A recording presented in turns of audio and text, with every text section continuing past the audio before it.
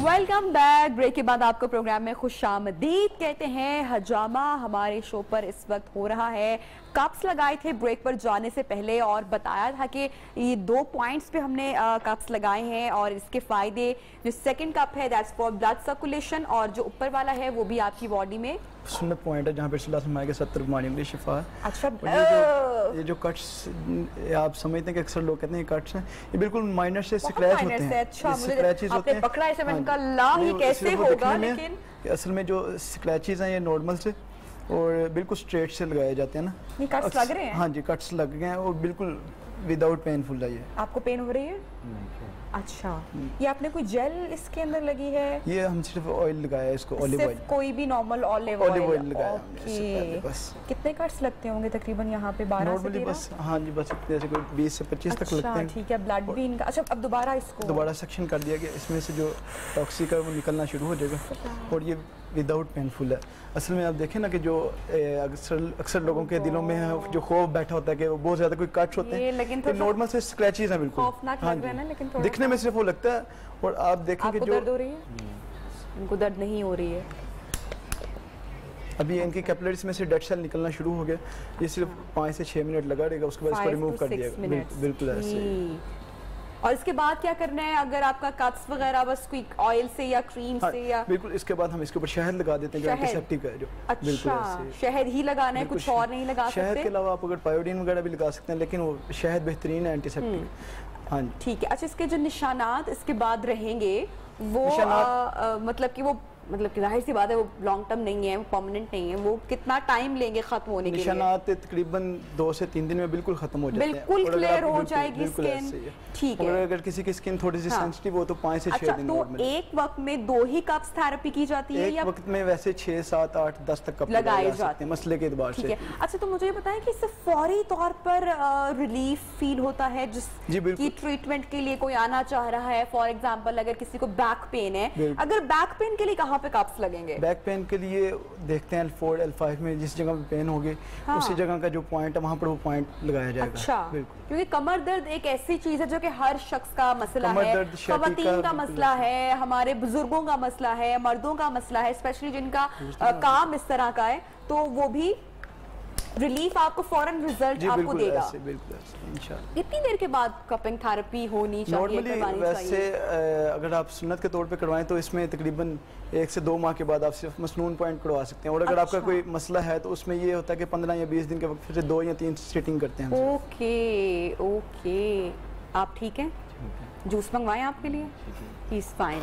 Doctor Faisal साहब, आप भी मुस्कुरा रहे हैं। खौफ खाए थे जब उन्होंने ब्लेड पकड़ा? मैं देख रही थी आपको। मुझसे ये नहीं हो सकता, मुझे कई दफ़ा रिकमेंड किया गया कि करवा लें। मुझे प्रॉब्लम था 1-2, लेकिन हकीम साहब मैं बिल्कुल आपकी तरफ क्योंकि मुझे लग रहा है आपको इस बारे में काफ़ी नॉलेज भी है, आप कुछ शेयर भी करना चाहते हैं हमारी ऑडियंस के साथ, तो प्लीज़। हाँ, इसमें कप लगाते हुए बाज़ दफ़ा देखा गया है कि पेशेंट्स को जो है ना वो बेहोश भी होते हैं। कई दफ़ा घबरा जाते हैं, उनकी पल्पिटेशन और वो बहुत ज़्यादा। वो पेशेंट्स में ख़वातीन ही होती होगी ज़्यादा? दोनों होते हैं, दोनों। डॉक्टर फैसल साहब जैसे नाजुक लोग भी होते हैं ना, तो उनके लिए हमारे यहाँ कुछ ऐसे कंपाउंड्स हैं, जिस तरह हमारा खमीरा जात ना, एक बड़ा मज़ेदार एक कंपाउंड है। खमीरा गाउज़बान है, खमीरा मरवारीद है, खमीरा अब्रेशम है। ये 2-3 कंपाउंड है। जब ऐसी कोई कैफियत हो हम 1 चम्मच मुंह में रखते हैं, बंदा उठ के बैठ जाता है। ये कहाँ से मिलते हैं? अगर ऐसी कैफियत हो तो बंदा हर मुश्किल कैफियत के लिए अपने बैग में भाई 1 चम्मच में तो रखूं। ये जो जिनकी एनर्जी लो हो रही हो उनके लिए बड़े ज़बरदस्त होते हैं खमीरा जात ना।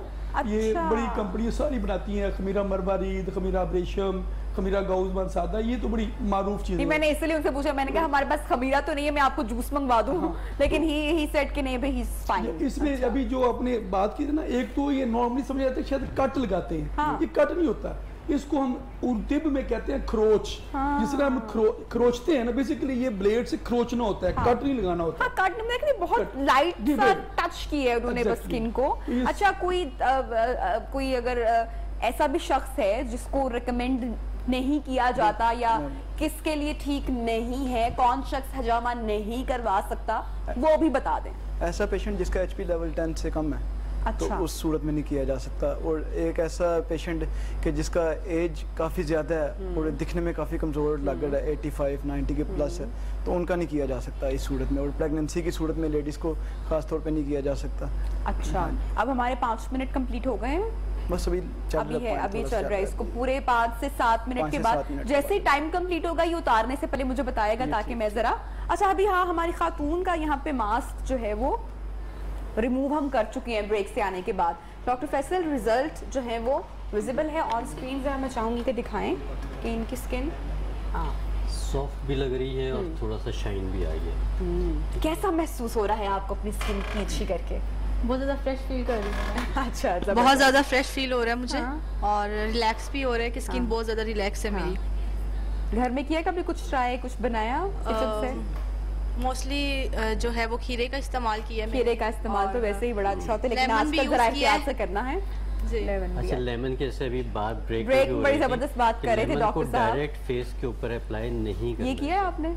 नहीं वो बेसन में थोड़ा सा यूज किया है लगा के ना डाल के। अच्छा सबसे पहले तो मैं यहाँ पर ये कहना चाहूंगी कि हम हमेशा ये चीजें इस्तेमाल बहुत अच्छी हैं जो हकीम साहब के पास है यहाँ जो डॉक्टर फैसल, लेकिन आपको पहले तो ये पता होना चाहिए कि आपकी स्किन टाइप एक्चुअली है क्या, आपको किस चीज से एलर्जी है। क्योंकि अगर आप ये बातें जाने बगैर डायरेक्ट लेमन या कोई भी किचन की चीज अप्लाई कर लेंगे ऑन योर फेस तो हो सकता है कि आपकी जो ड्राई स्किन है वो और ड्राई हो जाए या जो आपकी ऑयली स्किन है वो मजीद ऑयली हो जाए। तो अपनी स्किन टाइप के बारे में जानना और कौन सी चीज से आपको एलर्जी नहीं है ये बहुत जरूरी है। बिल्कुल, और एक दफा डॉक्टर से अपने बेशक ब्यूटिशियन से किसी से एक दफा कंसल्ट कर लें, एक बार विजिट करें, जरूर जाएं अपने डॉक्टर के पास जाके आप उससे पूछें और उसके बाद आपको लगता है जब आपकी स्किन ठीक होना शुरू हो गई है then you can go into your kitchen और आप फिर ये चीजें कर सकते हैं। बिल्कुल। अगला जी हमारे और पास यहाँ पे हम जो चीजें बता रहे होते हैं वो बड़ी जनरलाइज सी चीजें होती हैं।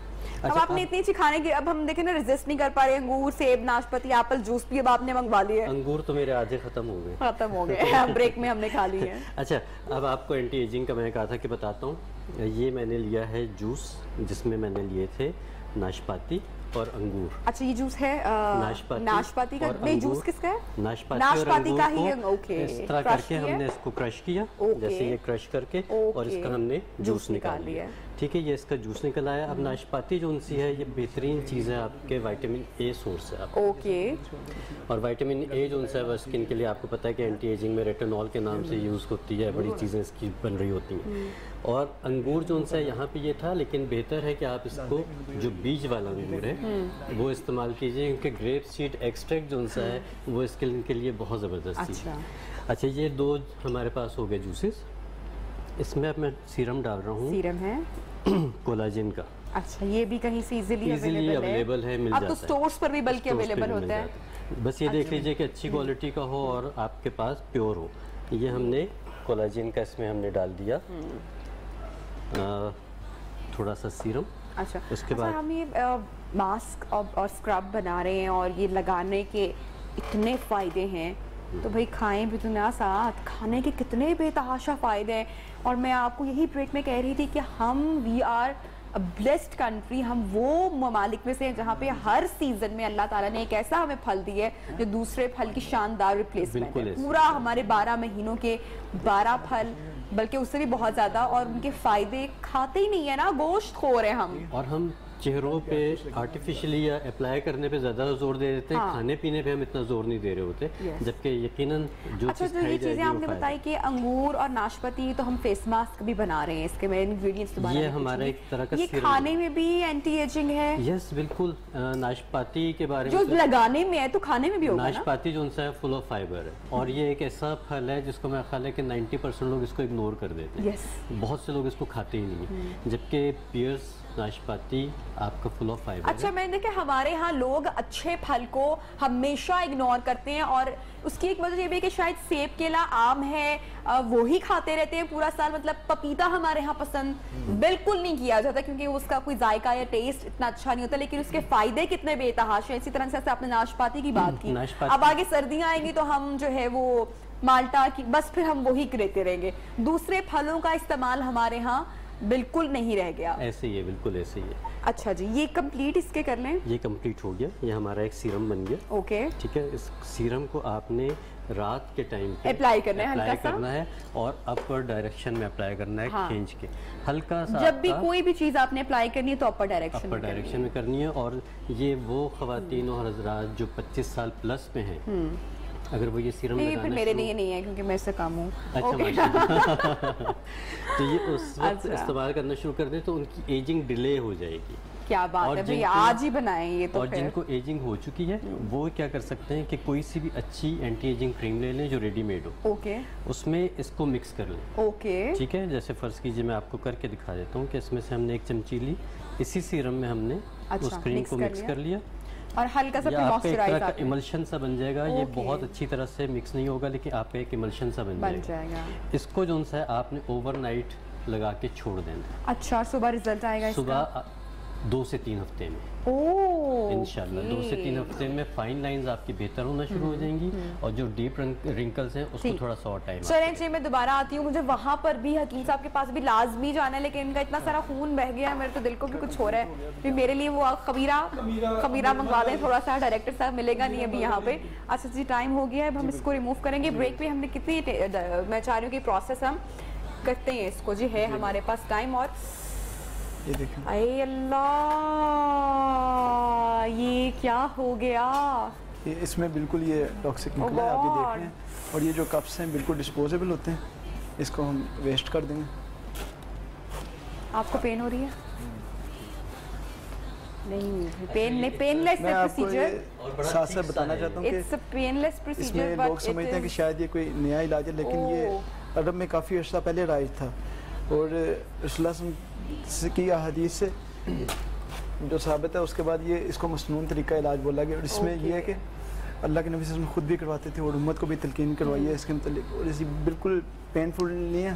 और साथ साथ मैं आपको एक और चीज़ बताना चाहूँ कि अक्सर लोगों के जो दिलों में थोड़ा सा वो डर है, वो इस वजह से वो कुछ नॉन क्वालिफाइड लोग जो करते हैं, जिसकी वजह से वो मुसलसल पूछती रही हूँ कि देखने वाले के लिए शायद ज्यादा वो है हैरत अंगेज, लेकिन चूंकि जो करवा रहा है उसको नहीं पता कि पीछे क्या हो रहा है, तो शायद वो फिर उसे हिम्मत में कर लेता है क्योंकि वो देख नहीं पा रहा ना कि क्या हो रहा है। तो ये कंप्लीट हो चुका, इट्स डन। जी बिल्कुल ठीक है जी, ब्रेक पे जा रहे हैं। जब ब्रेक से वापस आएंगे तो और जनाब हमारे मेहमानों के साथ हमारी गुफ्तगू का सिलसिला जारी है।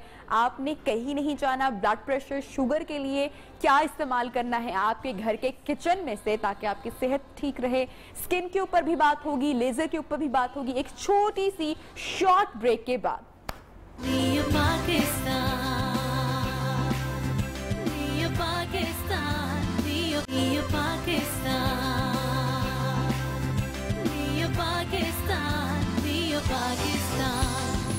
Welcome back. ब्रेक के बाद प्रोग्राम में आपको एक मरतबा फिर से खुशामदीद कहते हैं। डॉक्टर फैसल ने बहुत ज़बरदस्त टिप्स दी हैं। डॉक्टर साहब से हमारी बातचीत हो रही है। हिजामा हमने आपको हमारे शो में दिखाया। अब मैं हकीम साहब के पास मौजूद हूँ और एक चीज़ जिसके बारे में हम कुरान पाक में भी बहुत सारी अशिया जिनका जिक्र किया गया है और हमें आज भी जिनके बारे में बताया जाता है कि जिनका बहुत फ़ायदा है अगर आप उनका इस्तेमाल करें। जैसे कि मैं इस बोर्ड पर अगर देखूं और चूज़ करूं तो मुझे लगता है कि कलौंजी का इस्तेमाल हमने इतना सुना है कि इसमें इतनी शफा है, लेकिन इसका सही इस्तेमाल क्या है और किन किन बीमारियों से निजात या तंदुरुस्ती है? बहुत अच्छा सवाल है और बहुत वैलिड है। काला दाना कलवंजी में, कलौंजी बेसिकली से प्रोनाउंस करते हैं, कलौंजी में शिफा है तमाम बीमारियों की। असल में जब हम इस तरह इसको पॉपुलर करते हैं और जब इसकी बात आ जाती है तो फिर हर बंदा इसकी मुख्तलिफ प्रोडक्ट्स बनाने भी शुरू कर देता है। मसला क्या होगा कि कलौंजी का ऑयल भी उसी तरह मार्केट में मौजूद है। ठीक है ना। इसका बेहतरीन इस्तेमाल तो ये है कि कलौंजी सीड्स यूज़ किए जाएं। अच्छा। इसके दाने और ये चंद दाने यूज करने एज इट इज ऐसे ही। एज इट इज ऐसे। निहार मुंह सुना हमने यूज करना है। ये दोनों तरीके से होते हैं, मुख्तलिफ मामलात में मुख्तलिफ तरीके से इस्तेमाल करते हैं, मगर ये है कि निहार मुंह चंद दाने आप इस्तेमाल करें। अगर हम इसका इस्तेमाल अगर अपने खाने में 5-6 दाने डाल दें तो फायदा है या नहीं होगा? नहीं, बहुत फायदा है। खाने में तो डाल सकते हैं। ये आपके जो इंडाइजेशन है, मेटाबॉलिक सिस्टम है, आपका इस्तेहाला का निजाम है, उसको रेगुलेट करने के लिए बेहतरीन चीज। डॉक्टर साहब वजन कम करने के लिए भी इसके इस्तेमाल में बार बार के निहार मुंह गर्म पानी के साथ अगर आप इसको निगल लें या पिए तो ये वजन कम करने के लिए भी, क्योंकि बहुत सारे लोग वजन कम करना चाहते हैं और उनका ये मसला भी है, तो अगर कोई हाई ब्लड प्रेशर वगैरह की तो नहीं इसमें कोई बात आती कि अगर किसी को प्रॉब्लम है तो आप इसका सही। असल में ना जब भी कोई इलाज करना है तो ये आंखें बंद करके अंधाधुंध नहीं करना चाहिए। चाहे वो नेचुरल हो चाहे वो कोई भी तरीका, मेडिकल हिस्ट्री हमेशा वो सारी चीजें सामने होनी चाहिए। और ऐसे इसमें बिल्कुल जिनको ब्लड प्रेशर है वो मुआलिज के मशवरे से इस्तेमाल बिल्कुल, मतलब कि कोई लोग शो देख रहे हैं घर में और किसी को ब्लड प्रेशर या कोई और मसला है तो वो कल से भी वजन गिराने के लिए कह के मैं निहार हूँ, कलौंजी के फंके ही मारना यही होता है ना हमारे यहाँ अनफॉर्चुनेटली। एग्जैक्टली, ये मैं यही कह रहा था कि अब कलौंजी ऑयल आ गया ना मार्केट, अब कमर्शियल मामला है ना, तो वो आधी चम्मच से 1 चम्मच यूज कर रहे हैं ऑयल की। वो बहुत ज्यादा है। सीड्स में कितना ऑयल, एक कतरा भी नहीं निकलता ऑयल का, और वो आप आधी चम्मच यूज कर रहे हैं, फिर आपके वो लीवर पे जो है इफेक्ट करेगा। एक तो ये है कि कलौंजी का इस्तेमाल आपके मेटाबॉलिक सिस्टम को रेगुलेट करता है, और आजकल तो उसको रेगुलेट करने की बहुत जरूरत है। और मोटापा, अगर आप वन लाइनर इसकी डेफिनेशन देखें, जब आपका मेटाबॉलिज्म स्लो हो जाता है तो आप मोटापे का शिकार हो जाते हैं, तो उसको बेहतरीन करते हैं। तो अभी आपने कलौंजी की हम बात कर रहे हैं, तो मैं एक बात करूं कि इसमें डायबिटीज, ठीक है, तो चूंकि कलौंजी का जिक्र है तो मैंने कहा डायबिटीज के हवाले से एक रेसिपी इसकी बता दी जाए कलौंजी में के साथ।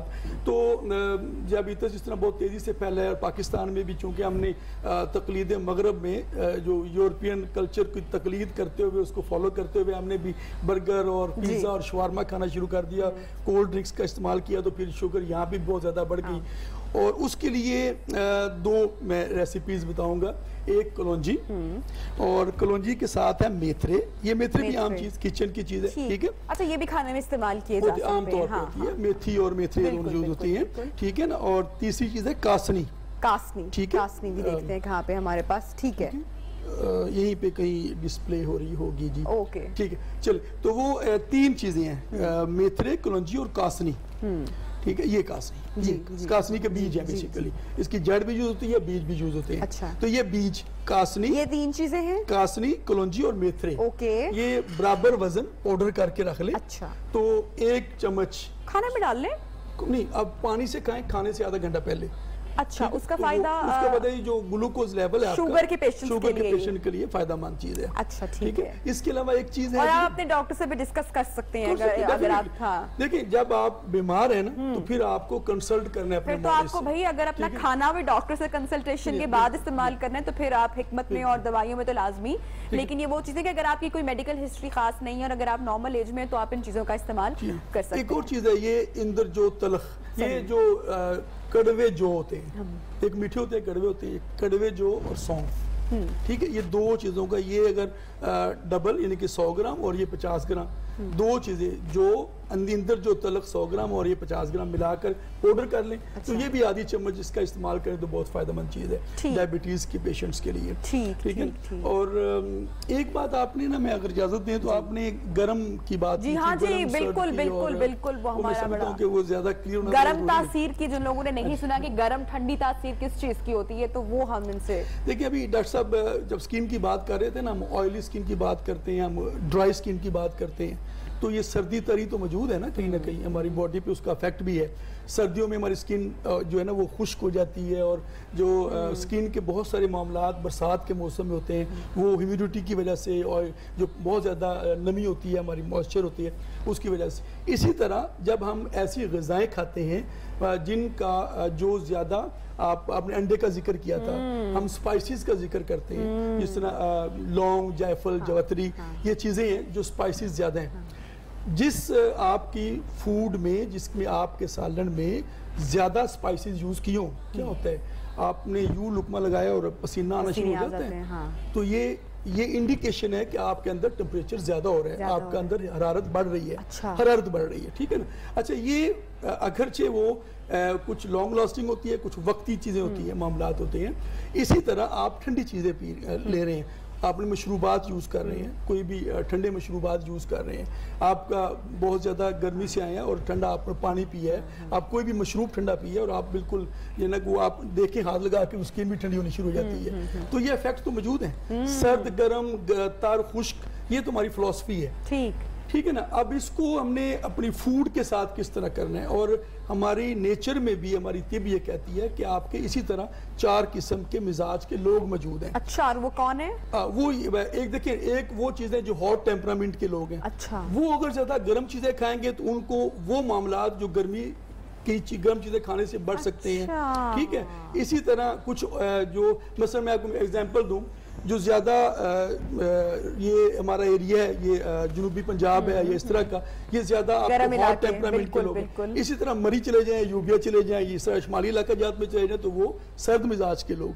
ठीक है ना। तो ये इलाका, मौसम, ये सारी चीज़ें अफेक्ट कर रही होती है हमें। उनकी जो डिजीजेज है आप देखें वहाँ पे वो पहाड़ चढ़ने होते हैं, यानी कि अगर आपको ज्यादा गुस्सा आता है तो जरा मरी नथिया गली का रुख कर लें, जरा ठंडे मिजाज वाले लोगों से और ठंडे इलाके में रह के आए, शायद आपका मिजाज भी बेहतर हो जाए। अच्छा, इस तरह की चीजें हैं जी। तो ये मतलब इसका इफेक्ट है, आज भी इफेक्ट है। तो यानी कि गर्म मिजाज वाले लोगों को ठंडी ग़िज़ा का इस्तेमाल करना चाहिए, वो एतदाल के साथ, वो इसमें फिर आगे खुश्की। इसलिए बार बार कहते हैं ना कि जिस शख्स को बहुत ज्यादा गुस्सा आता है तो गुस्सा कम करने का एक बड़ा जो आसान जो हल बताया गया वो ये कि पानी का इस्तेमाल, नहीं ठंडा होता है, जाके ठंडक आपको पड़ती है अंदर सीने में। तो ये देखें ना, बातें पुरानी बनी हुई हैं और उनका वो एक मिसाल नबी करीम सल्लल्लाहु अलैहि वसल्लम से भी है कि बुखार के हवाले से एक एग्जांपल है कि बुखार, वो एक हदीस शरीफ में आता है कि जब बुखार जहन्नम की आग से है, इसको पानी से ठंडा करें। अच्छा। हजम क्या करते हैं, जब टेम्परेचर 102 से ऊपर होता है तो कहते हैं ठंडे पानी की पट्टियां करें, ठीक, बर्फ की पट्टियां करें, ठीक है ना। तो वो पानी जहन्नम की आग को ठंडा करता है। तो ये चीजें हैं, ये सर्द, तार, गर्म, खुश्क की सारी चीजें मौजूद है टेम्परामेंट इसका ना, और ये अफेक्ट भी करता है जी। बिल्कुल। अच्छा, मुझे डॉक्टर साहब से भी बात करनी है, मैं कब से वेट कर रही हूँ क्योंकि बहुत सारी बातें उनसे भी करें। डॉक्टर साहब, ये मैं बड़ी दुखी हो जाती हूँ, मुझे समझ में नहीं आता है कि क्या करे बंदा। PRP सेशंस हैं, लेज़र है, स्किन की इतनी ज़बरदस्त भी ट्रीटमेंट आ चुकी हैं, बड़ा उससे ज़बरदस्त रिजल्ट भी आते हैं। आप क्या सजेस्ट करते हैं कि PRP बेसिकली आजकल आपको पता है कि हर दूसरा बंदा PRP सेशन के लिए जा रहा है। जिन लोगों को नहीं पता, मैं चाहूंगी कि आप थोड़ी सी एक तो इसके ऊपर रोशनी डालें कि PRP सेशन एक्चुअली क्या है और ये किन लोगों के लिए, प्लस एज भी, क्योंकि अक्सर यंग लड़कियां भी जो जा रही हैं तो अक्सर मेरे मियाँ कहते हैं कि भाई अभी तुम्हें ज़रूरत नहीं है PRP की। मैं खुश तो बड़ी होती हूँ लेकिन अंदर से मेरा भी दिल कर रहा होता है कि नहीं भी जाएंगे तो शायद और स्किन अच्छी हो जाएगी। तो ये किन लोगों के लिए? अच्छा, PRP पहले तो है क्या? PRP आपके ब्लड के अंदर कुछ कंपोनेंट्स होते हैं, उनमें से platelets is one of the component which is there. मैं इधर आ जाती हूं। प्लेटलेट्स, हाँ जी, platelets basically have a lot of growth factors जी। अब ये स्टार्ट कहाँ से हुआ था? नी जॉइंट के साथ। नी जॉइंट में इंजेक्ट करते थे पेन वगैरह के लिए, और जिन लोगों को जोड़ों के मसले थे उसमें इन्होंने इंजेक्ट किया, उन्होंने देखा कि ये ग्रोथ फैक्टर्स वहाँ पे हेल्प करते हैं। आहिस्ता आहिस्ता चलते चलते पता लगा कि वो ग्रोथ फैक्टर्स हर जगह को हेल्प करते हैं। तो ये तो हो गई कि क्या है। अब बालों के लिए बहुत सारे लोग PRP कराते हैं, फेस के लिए बहुत ज़्यादा लोग PRP कराते हैं। अब ये ग्रोथ फैक्टर्स बेसिकली स्किन को रिजुविनेट करते हैं, ये आपके जो फाइन रिंकल्स हैं इनको रिमूव करते हैं। और इसके अलावा ये जो एंटी एजिंग, जिसकी डॉक्टर फैसल भी बात करते रहे हैं, एंटी एजिंग के प्रोसेस। अब एंटी एजिंग क्या है? क्या फिर ये आपको उस एज के करीब करवानी चाहिए जब आप नियर 40 हैं, या मतलब यंग लड़कियां भी करवा सकती हैं कि एंटी एजिंग के मसाइल आपको नियर 40, आफ्टर 40 आपको होना शुरू होते हैं? या अगर एक 25 साल की खातून है तो वो भी अगर PRP करवा ले, या 30 साल की खातून, तो क्या उनको जरूरत है अपनी स्किन के लिए एंटी एजिंग के लिए जाना चाहिए? आज के लिए जिंदा रहते हो ना। हाँ। आपको तो नहीं पता था कि कोरोना आना है या नहीं आना। नहीं भी चले जाए करवा लें, ठीक है ना। अब बात मैं ये नहीं कह रहा, मैं कमर्शियल एस्पेक्ट से ये बात नहीं कर रहा, मैं सिर्फ ये बात कह रहा हूँ एंटी एजिंग आपने कहाँ से स्टार्ट करनी है। What is anti ageing? Ageing gracefully, कि आपकी स्किन जो है it is not ageing as your internal body system, या आपका हार्ट अगर वीक हो गया तो वो भी एज कर रहा है, आपने उसको भी हेल्दी रखना है। एक्सरसाइज, ये जो फ्रूट्स और ये जिनका इस्तेमाल, अगर आप ये चीजें नहीं कर सकते, वहां पर हमारी जरूरत पड़ती है। जब आपने देखा कि 25 साल वाले कई दफा 35 के लग रहे होते हैं जी, और 50 वाले 40 के लग रहे होते हैं, because of bad lifestyle. That is bad lifestyle. तो इसलिए देयर इज नो एज, ये जो है ना कि टाइमलाइन एज का ये नहीं है, और 25 पे ये करा सकते हैं, 20 पे आप किस तरह की आप जीन्स आप कैरी कर रही हो, प्लस फ्रूट्स, सब्जियां, इनका इस्तेमाल डॉक्टर साहब ने बोला, हमारे बाकी पैनलिस्ट ने बोला कि इनका इस्तेमाल वाकई ही सबसे बेस्ट है अगर आपको यंग रहना है, जवान रहना है, बीमारियों से दूर रहना है, मीठे की क्रेविंग हो रही है, चीनी छोड़ के आप फलों से अपना वो पूरा करने की कोशिश करें। हर लिहाज से कुदरत ने इतनी इसके अंदर अपनी नेमतें जो हमें दी हैं उसके लिए इतने फ़ायदे हैं हम तमाम लोगों के लिए, फिर भी हम लोग टेन फूड और जो है वो जंक की तरफ जा चुके हैं। ठीक है, होना चाहिए, वीकेंड पे एंजॉय करें आप लोग, हफ्ते में 2 बार भी करें, लेकिन पूरा हफ्ता ये बिल्कुल आपकी सेहत के लिए जो आपने 40 साल के बाद फेस करना है वो आप अपने अर्ली 30s में यहाँ फील करना शुरू कर देंगे। ब्रेक पे जा रहे हैं, जब ब्रेक से वापस आएंगे तो हमारी गुफ्तगू, हमारी बातें हमारे मेहमानों के साथ जारी हैं, कहीं मत जाइएगा।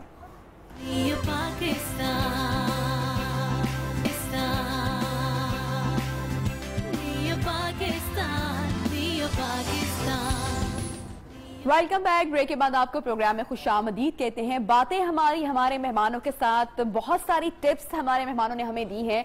एक और बड़ा मसला, चूंकि एंटी एजिंग की बात हो रही थी, ब्रेक से पहले पीआरपी सेशंस की बात हो रही थी। डॉक्टर साहब, खवातीन को जल्दी बूढ़ा होना मेरे ख्याल से किसी को भी नहीं पसंद है ना, मर्दों को भी नहीं पसंद, मर्दों को भी नहीं पसंद है, लेकिन मर्दे फिर भी चले ना, वो कहते हैं ना, एक्सेप्ट कर लेते हैं कि भाई आ गया है बुढ़ापा या वक्त आ गया, चलो ठीक है बाल डाई नहीं करेंगे, इसी में ग्रेस है। लेकिन कभी किसी खातून को आपने सफेद बालों के साथ देखा है कि वो भाई सवाल ही नहीं पैदा होता ना। इसी तरह जब वो कहते हैं ना कि खवातीन की जब झुर्रियाँ आना शुरू होती हैं या आंखों के पास रिंकल्स बनना शुरू होते हैं तो वो एक बड़ा डिप्रेशन वाला वक्त होता है। खवातीन मेकअप के बगैर कहीं जाना पसंद नहीं करती हैं, तो इसका कोई हल है? वक्त से पहले अगर आपकी एक लाइन बन रही है या लाइंस बनना शुरू हो गई हैं या अगर ये आपकी जीन्स में है तो इसका हल है? हाँ बिल्कुल है। देखो कुछ लाइंस वो हैं जो कि एक्सप्रेशन की लाइंस हैं। एक्सप्रेशन लाइन मींस कि मैं ये एक्सप्रेशन लेट्स से ज़्यादा करता हूँ तो मेरे यहाँ पे लाइंस डेवलप होती है, मैं ऊपर को, तो ये दीज आर मिमिकल लाइंस। आप अनवांटेड एक्सप्रेशंस हैं, आप वो एक्सप्रेशन बनाना नहीं चाह रहे हो। मैं एक टीवी शो पे था तो मेरी बेटी ने मुझे कहा कि आप गुस्से में बहुत थे। मैंने कहा मैं गुस्से में तो नहीं था। कहती है नहीं, because that was the intense expression which you were making. ये बात मुझे भी बहुत सारे लोग अक्सर कहते हैं कि मैं गुस्से में, या मुझे लगता है मेरे भी चेहरे पे अक्सर बहुत यूं होता रहता है, बहुत ज्यादा है ना। अब इसको कंट्रोल बोटॉक्स कर सकता है। बोटॉक्स मुझे पता है कि लोगों ने उसको ज्यादा उम्र के साथ जोड़ा हुआ है, लेकिन I think it's one of the most beautiful discoveries जो थी बोटॉक्स। बेसिकली ये आपके रिंकल्स और फेस लाइंस के लिए है। आपके एक्सप्रेशंस को फ्रीज करता है। एक्सप्रेशन फ्रीज होंगे तो रिंकल्स लाइंस कम हो जाएंगे। So that is one solution.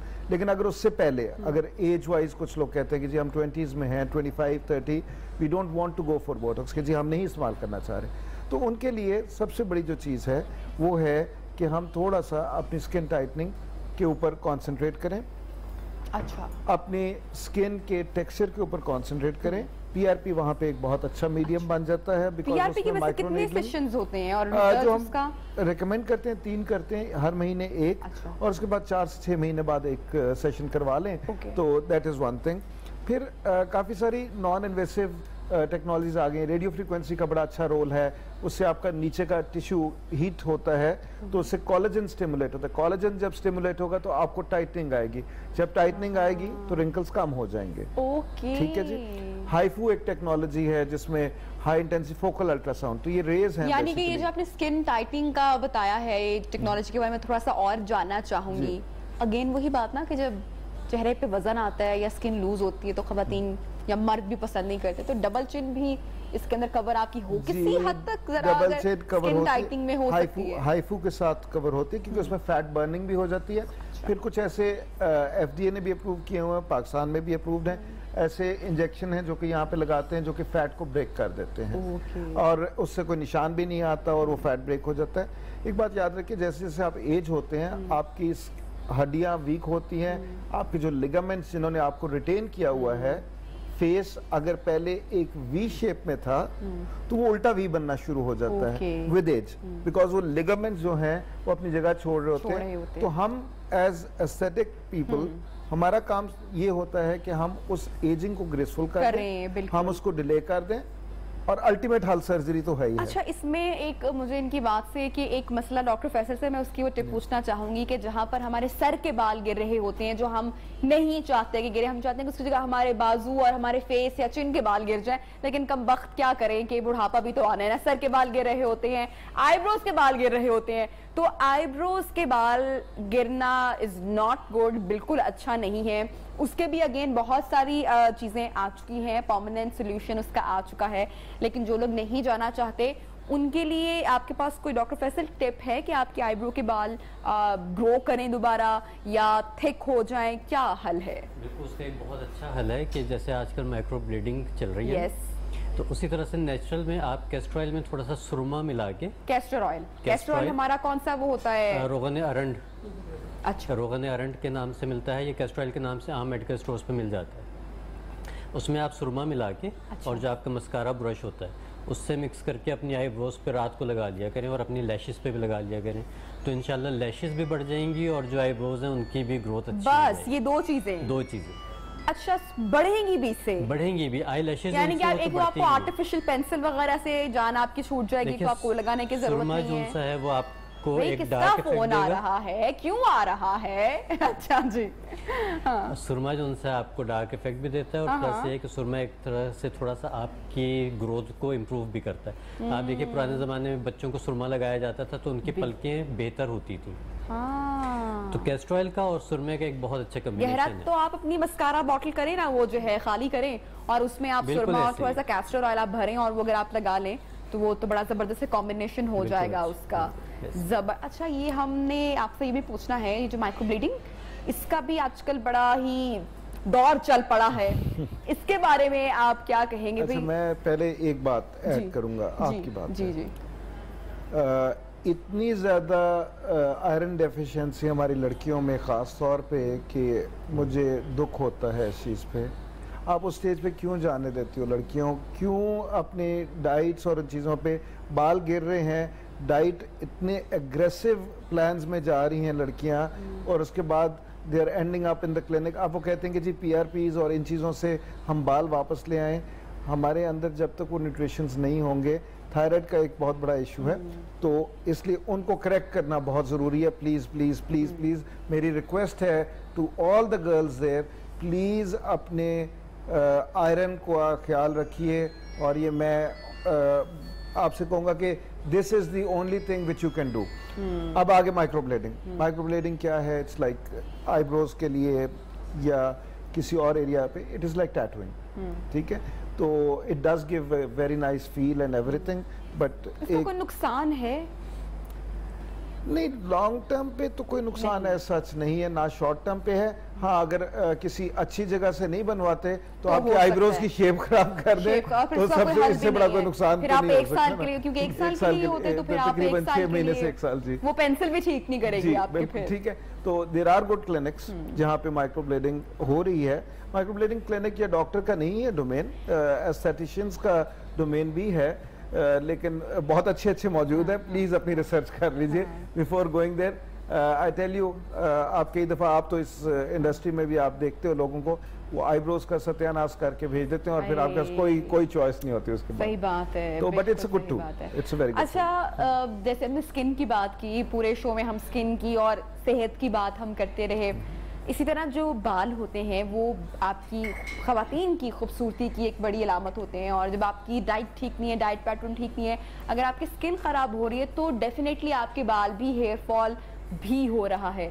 तो इसका ख्याल रखने के लिए हमें क्या करना चाहिए? कोई मल्टीविटामिन्स हमें लेने चाहिए या अपनी ग़िज़ा में ऐसा कौन सा फूड है जो कि सुपर फूड है, जो कि हमारी डायरेक्ट हमारे बालों की कहते हैं ना जो ग़िज़ा है, तो हम उसको ऐड करें? क्या कर सकते हैं? अगर आपका एक्सेसिव हेयर फॉल है तो सबसे पहला काम जो करने वाला है वो ये है कि अपने टेस्ट ज़रूर करवा लीजिए। अच्छा, अपना हीमोग्लोबिन ज़रूर चेक कीजिए, अपना सीरम फेरेटिन चेक कीजिए, अपने थायराइड फंक्शन को चेक कीजिए, अंडरलाइंग कॉज को ज़रूर देखिए। यही बात आपने पहले एक सवाल पूछा था, शायद ब्रेक में पूछा था या ऑन एयर पूछा था, लेकिन हम लेज़र के ऊपर बात करते हैं कि जी आजकल लड़कियों को एक्सेसिव हेयर ग्रोथ का इशू आ रहा है। तो एक्सेसिव हेयर ग्रोथ भी हार्मोनल रीज़न और वो सब कुछ है।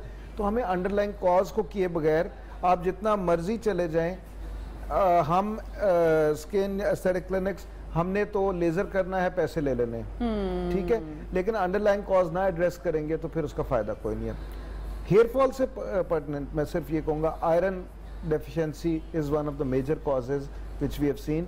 फेरेटिन के लेवल्स हमने देखा है कि बहुत कम, फिर इसमें विटामिन डी और जिंक और दूसरी चीज़ों का भी बहुत अच्छा रोल है, जो कि, और फिर आप बायोटिन लेते हैं, बायोटिन का इस्तेमाल कीजिए। कोलेजन का बहुत अच्छा रोल है। कोलेजन की बहुत अच्छी प्रेपरेशन इस वक्त अवेलेबल है, पाउडर्ड फॉर्म में भी हैं, लिक्विड फॉर्म में भी हैं, विच टेकन। अच्छा, अब लोग जादू के लिए आते हैं हमारे पास कई दफ़ा, तो वो जादू की छड़ी तो भाई टूट गई थी बड़ा सा पहले, वो अब मिल नहीं रही, जुड़ भी नहीं रही। कुछ थोड़ा सा जादू आप खुद भी तो करें ना। जादू हम जरूर कर सकते हैं, लेकिन इन चीज़ों में थोड़ा सा लॉन्ग टर्म आपको अपने आप को दोबारा वापस लेकर आना पड़ेगा। गिरते हुए बाल आपको एक दिन में गिर जाने हैं, वापस आते आते इल टेक सम टाइम। क्या बात है, जबरदस्त है। आप कुछ ऐड करना चाह रहे थे इसके अंदर? बिल्कुल डॉक्टर साहब ने सही कहा कि जब तक हम मुतवाज़न ग़िज़ा बैलेंस डाइट पे नहीं आते, दो चीज़ें ना, सिर्फ एक जूस ABC, एप्पल, बीटरूट और कैरेट, इन तीनों का मिक्स जूस जो है ना, ये जो डॉक्टर साहब ने डेफिशिएंसीज बताई है ना, कैल्शियम, जिंक और आयरन वगैरह, ये भी कवर करती है और इसमें दीगर विटामिन्स और मिनरल्स मौजूद होते हैं। ये अगर रूटीन बनाएं तो बहुत अच्छा है स्किन के लिए खास तौर पर, और जो एजिंग फैक्टर है इसको स्लो डाउन करने के लिए। कोलेजन की बात हो रही है तो रूटीन में अगर हम बात करें तो जो मुर्गी के पंजे होते हैं, ये इसकी यखनी बनाकर पीना घरों में। भाई क्या याद करा दिया, बस शो भी क्लोजिंग पे हो रहा है यखनी के पंजों की, पंजों की यखनी की बात। जनाब, हमारे बहुत सारे मेहमानों का बहुत शुक्रिया कि आप लोगों ने इतनी जबरदस्त टिप दी है और जाते जाते आपने हमें खाने की भी क्रेविंग करा दी है। लास्ट टिप यही है कि इन सारी चीजों के साथ अपने लाइफस्टाइल के अंदर मेजर तब्दीलियां लाने की जरूरत है, ताकि किसी किस्म का हेयर फॉल, स्किन के मसाइल, आपकी सेहत के मसाइल आपको ना पकड़ लें, आपको ना जकड़ लें और आपको उस नेश तक ना जाना पड़े जहां पे आप परेशान होकर बैठ जाएं और कोई भी आपकी मदद ना कर सके। तो अगर आपका लाइफस्टाइल खराब है, आज से ही उसमें हल्की हल्की तब्दीली, चेंजेस लाना शुरू करें। बहुत शुक्रिया हमारे मेहमानों का। आई होप आपको प्रोग्राम पसंद आया होगा, तो फीडबैक देना मत भूलिएगा। कल होगी मुलाकात नए मेहमान, नए उन्वान के साथ। अपना और अपने प्यारों का ख्याल रखिए, हमें दुआओं में याद रखिए। अल्लाह हाफिज।